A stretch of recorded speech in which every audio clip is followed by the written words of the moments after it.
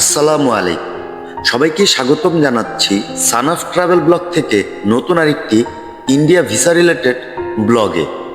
ভারতীয় ভিসার আবেদন করার নিয়মে আসছে বড় পরিবর্তন। কি পরিবর্তন আসছে এবং কিভাবে আবেদন করতে হবে তা নিয়ে আজ আলোচনা করব। তাই পুরো ভিডিওটি না টেনে দেখার জন্য অনুরোধ রইল।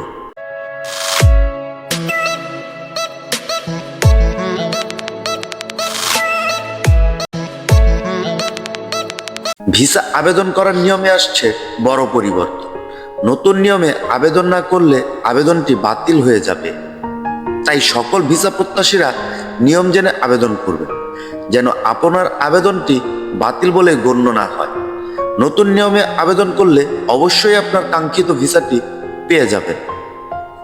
আগে কোনো অনলাইনের দোকান থেকে আবেদন করে ভিসা সেন্টারে জমা দিলেই সকল প্রক্রিয়া শেষ হয়ে যেত, কিন্তু বর্তমান সময়ে সেই নিয়ম নেই।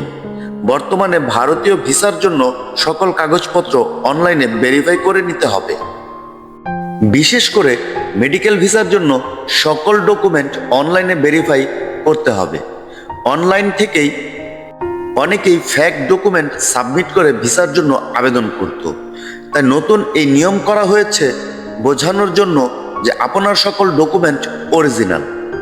ভেরিফাই করার পর সেই ডকুমেন্ট ভারতীয় হাইকমিশন বরাবর সাবমিট করতে হবে। সাবমিট করার আগে অবশ্যই ভালোভাবে চেক করে নেবেন, যেন লেখাগুলো খুব পরিষ্কার এবং স্পষ্ট বোঝা যায়। ভেরিফাই করা পেপার সাবমিট করলে খুব দ্রুত ভিসা পাওয়ার সম্ভাবনা থাকে। ভেরিফাই ছাড়া কোনো আবেদন হাইকমিশন বা ভারতীয় ভিসা সেন্টারে জমা নিচ্ছে না।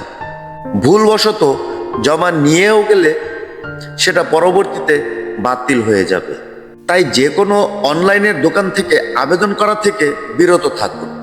কিভাবে অনলাইনে পেপার ভেরিফাই করবেন সেই প্রসেস জানা না থাকলে আপনি চলে যাবেন আপনার নিকটস্থ কোনো আইভেক্স সেন্টারে বা ভারতীয় হাইকমিশনের সামনে। সেইখানে যে অনলাইনের দোকানগুলো আছে সেইখানে গেলে তারা ভালোভাবে এবং সঠিক নিয়মে অনলাইন ভেরিফাই করে দিবে আপনার সকল পেপারস।